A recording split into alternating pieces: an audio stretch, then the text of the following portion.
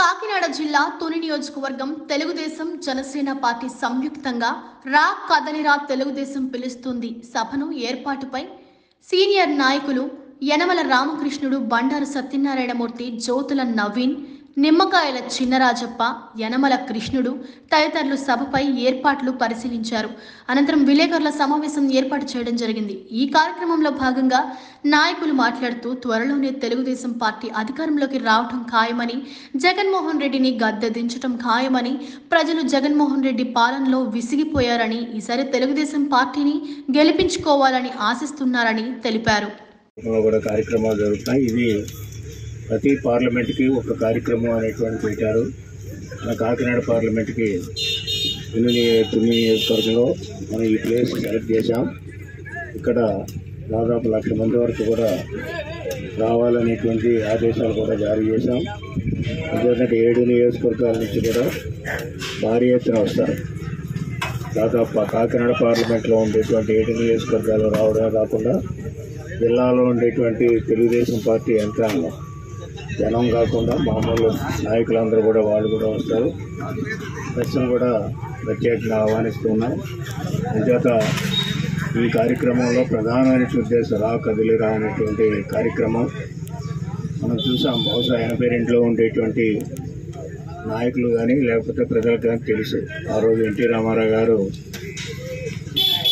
రా కదిలిరా పిలుస్తుంది తెలుగుదేశం అనేటువంటి నినాదంతో ఆత్మగౌరవాన్ని కాపాడాలి రాష్ట్ర ప్రజలకి, తెలుగు ప్రజలకి అనేటువంటి నినాదంతో ఆ రోజున కార్యక్రమం చేపడితే ఆ రోజున 82, 83లో ఉప్పెనలాగా కంబైన్డ్ స్టేట్లో అటు తెలంగాణ కానీ ఇటు ఆంధ్రప్రదేశ్ కానీ 2 రాష్ట్రాలు కలిసి ఉండేవి. ఒక ఉప్పెన వచ్చినట్టుగా ఆ రోజున ఎన్టీ రామారావు గారు ఇచ్చినటువంటి అప్పుడు ఉన్నటువంటి పరిస్థితికి అనుగుణంగానే ఎన్టీ రామారావు గారు ఇచ్చినటువంటి పిలుపు మేరకు మొత్తం రాజకీయ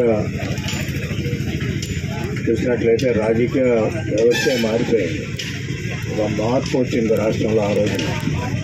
ఆ మార్పు ద్వారా కొత్త యువరక్తం, అదేవిధంగా కొత్త రాజకీయ సిస్టము ఆ రోజు రావడమే కాకుండా రాజకీయాలన్నీ కూడా ఆ రోజున ఎన్టీ రామారావు గారు ఇది కొద్దిమందికే రాజకీయం కాదు, ప్రజలందరిది, ముఖ్యంగా బలహీన వర్గాలది రాజకీయం అనేటువంటి రీతిలో ఆయన చేసినటువంటి అన్నింటికంటే ముఖ్యం ఆత్మగౌరవం, తెలుగువారి యొక్క ఆత్మగౌరవం అనేటువంటి ఆ రోజు ఉన్నటువంటి పరిస్థితుల్లో బ్రహ్మాండమైనటువంటి ఉత్తర్వులా వచ్చింది తెలుగుదేశం పార్టీ.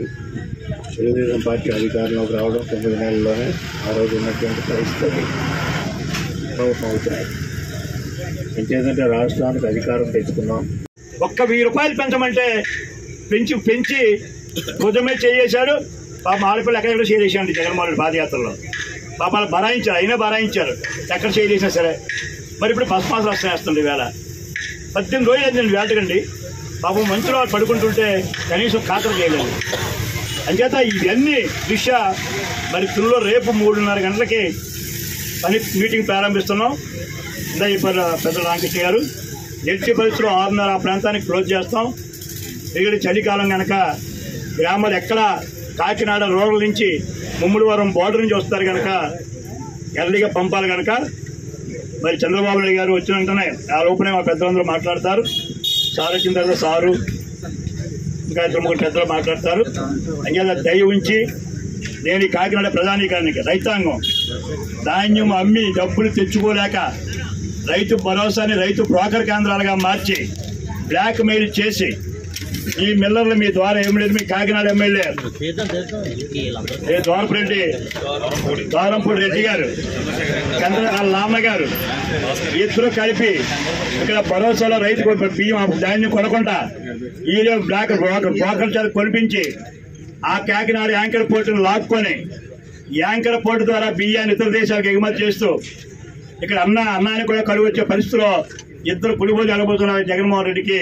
ఆ దొంగ వ్యాపారం చేయడం కోసం ప్రైవేటు మిల్లల్లో మనం అమ్ముకోకుండా రైతు భరోసాగా అమ్మాలని చెప్పి బ్రోకర్లు పెట్టుకొని సరైన ధర ఇవ్వకుండా ఇప్పటి వరకు పేమెంట్ ఇవ్వకుండా రైస్ బౌల్ లాంటి ఈస్ట్ వెస్ట్ నాశనం చేసిన ఈ జగన్మోహన్ రెడ్డి తలక భరతం పట్టాలని డెఫినెట్ గా మాకు సెంటిమెంట్ ఉంది. ఇందా చెప్పిన పెద్దలు ఆ రోజు 82లో తెలుగుదేశం పిలుస్తుంది రా కదలరా అని పెద్ద చెయ్యి అంతే. 4 కోట్ల తెలుగు వాళ్ళు వచ్చి ఉత్తర పాత ఆంధ్రప్రదేశ్ విజయం చేకూర్చారు. రేపు కూడా పిలుస్తుంది రా అనే పదం ద్వారా తెలుగుదేశం జనసేన ఉభయలో కలిసి వస్తున్నాం. ఉత్తరాంధ్ర మొత్తం ఉత్తరాంధ్ర కదా రాష్ట్రం అంతా కూడా జగన్మోహన్ రెడ్డి అప్పుడు ట్రాన్స్ఫర్ పెట్టుకున్నా సరే లేదు 3 గుంజీలు చేసినా మళ్ళీ అక్కడికి ఎక్కడికి వెళ్ళి వచ్చినా తిరిగి పట్టం కట్టేది తెలుగుదేశం పార్టీకి జనసేన పార్టీకి. అంచేత తొలి మీటింగు నభోతు నభవిష్యత్ మాదిరిగా పెద్దలు రామకృష్ణ గారి నేతృత్వంలో, ఎందుకంటే మొన్నే పాదయాత్ర బ్రహ్మాండ విజయవంతం చెప్పి ఇచ్చాం. స్వాగతం వలన మేము అయిన పాదయాత్ర మా జిల్లా అంతా తుని నేల ఈనింది ఆకాశం చిట్టింది అనే విధంగా తునిలో చేశారు. మళ్ళీ వెంటనే మళ్ళా తునిలో ఇంత చెప్తాను కదా, తెలుగుదేశం పిలుస్తుంది రా కదలే రా అన్నారు. ఒకే పిలుపు, కోట్లాది మంది జనం అతను వెంట నడిచారు.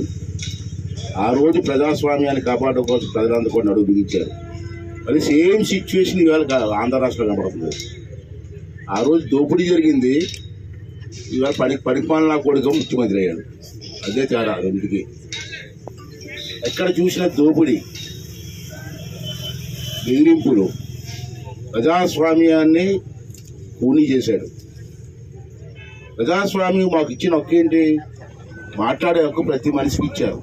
మాట్లాడి తప్పండి, నువ్వు దోపిడీ చేస్తే దోపిడీ చెప్పడం తప్ప.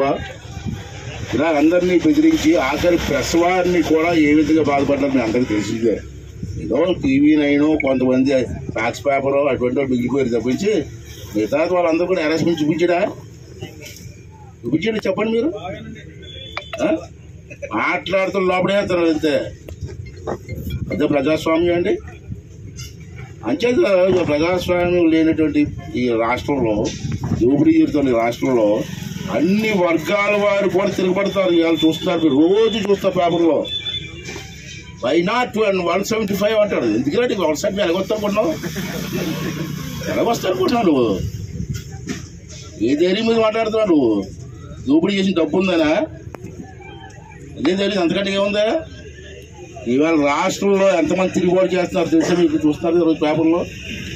ఇస్తుంది నాదే. మరి ఇంతమంది పరిపాలన బ్రహ్మాండంగా ఉంటే వై నాట్ 175 అయితే ఎంతమంది తిరుగుబాటు ఎందుకు చేస్తారా? ప్లస్ వాళ్ళకి సాక్ష్యం కదా. రోజును అన్ని వర్గాల వారు ఇవాళ తిరుగుబాటు చేస్తున్నారు. పరిపాలన బాగుండి తిరుగుబాటు ఎందుకు చేస్తారా? నువ్వు చెప్పు ఉపాధ్యాయులు. నేనొక నిజం, జరిగే యథార్థాల అగ్ని పర్వతం, జననం మరణం మధ్య జరిగే నాటకానికి నేనే సాక్షిని. సగటు మానవుని గొంతుక నేను. మీ అందరి కోసం ప్రతి గడియ పనిచేస్తూ గళం వినిపించే G9 న్యూస్.